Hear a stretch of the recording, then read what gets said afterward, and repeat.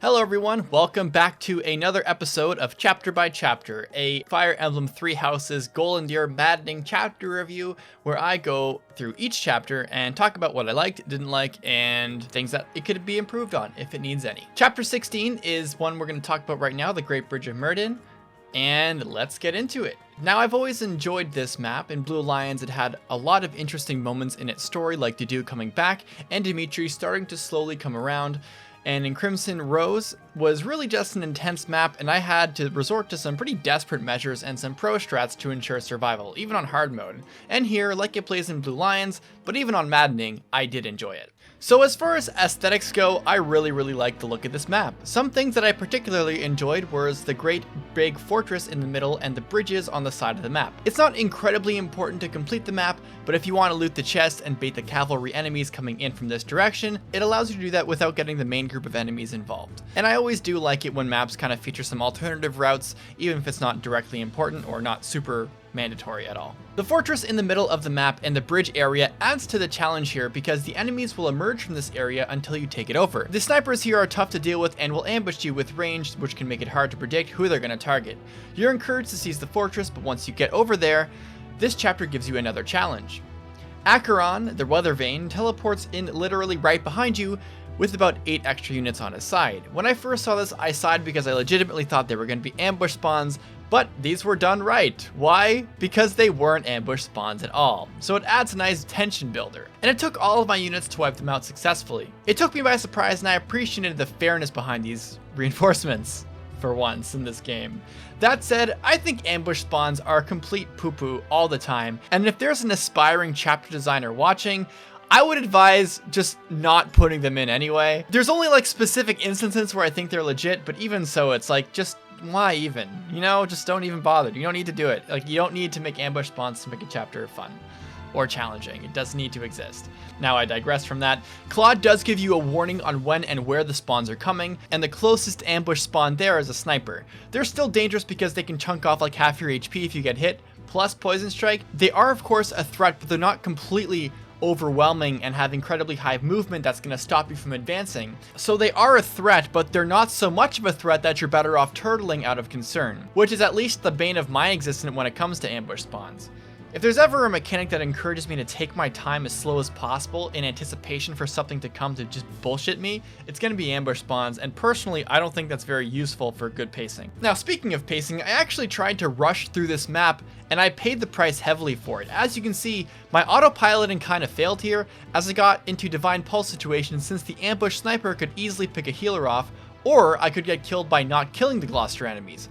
My approach the second time had to be a bit more calculated. In my opinion, if a map isn't doing anything to punish rushing and going on autopilot, it needs to be more thought out. So this is a good job on the chapter designers in my opinion. The dodge tank of this run, Catherine, is doing quite well for herself and pulled through quite well. I had her Retribution solo the left side since nothing could hit her. I never put much stock into breaker skills, but as the chapter goes on, I'm realizing that having these abilities really makes a difference. The plus 20 in avoid versus minus 20 in avoid, given on your weapon type and the breaker that you have, made this skill and maddening modes like allocation of enemy skills the first map that made me appreciate it. Once the fortress was taken and the Gloucester guy was wiped out, this chapter gave me some breathing room, up until I poked one of the generals with a ballista and all the enemies came swinging. As a designer, I can respect maps that offer a little bit of an ease and tension between map objectives. Maybe for like 1 or 2 turns, I suppose. Maybe you want to regroup your guys, maybe you want to trade stuff around, maybe you just want to regroup into the center and then just kind of think of your next strategy. It's fine to give a little breathing room to maps like this. I don't think a map needs to be constantly like bombarding you with enemies and challenges. There can be time for reprieve and sometimes it's really appreciated. Now, this breathing room happened to me because I kind of chilled for a bit before the enemies started to come back at me, so this was maybe just my experience and maybe someone else didn't experience this quite as much. Compared to Alel, I would say that this map is better for the following reasons. Aesthetically, there's more memorable visuals, the big fortress in the middle, and the single tile bridges which can be used to bait enemies in isolation.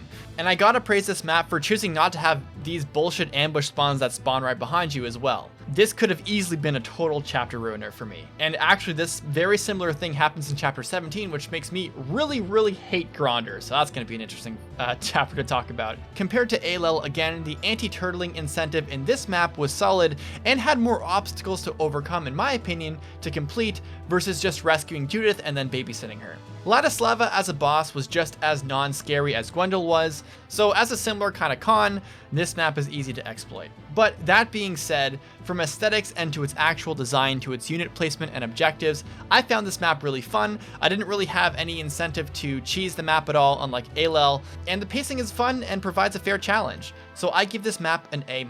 As far as characters go, Catherine is truly becoming the reliable dodge tank of my team, Shamir is still deleting everything because she's a sniper and that class is busted, and Claude is still doing very well, dominating the skies. Byleth is starting to get really powerful and consistently deleting enemies herself, and Cyril and Leonie are still slipping a little bit. In this chapter, I decided that I needed to invest in their strength and dexterity some more. Handman is at a magic stat where he can one-hit KO enemies, and Meteor is actually a very fun spell to use, and it's really great too. Hilda and Marianne are becoming interchangeable depending on who I need on the map. As far as the story, this is the chapter where things really start to get interesting. I like how Golden Deer takes such a crazy different direction with Claude's schemes and tactics, really kind of taking charge here. Dimitri's strategy was just kind of like iking everything, and Edelgard and Claude think similarly in this sense. I also get introduced to Nardell, and he seems like a really cool, wholesome guy. Anyways, folks, that was my chapter review for chapter 16. One of my favorites in this route for sure, and in the game. This is kind of where the chapters I found really started to slip. Chapter 17, 18, and 19 were not my favorites, chapter 17 being among my least favorite. So expect some rants for the next one. Hope you guys enjoyed this. If you did, please leave a like and comment. And if you're new to the channel and you like this kind of series and you haven't been subscribed yet, please go ahead and do that too. Well, guys, that's going to do it for me. Have a good weekend, and I'll see you in the next one. Deuces.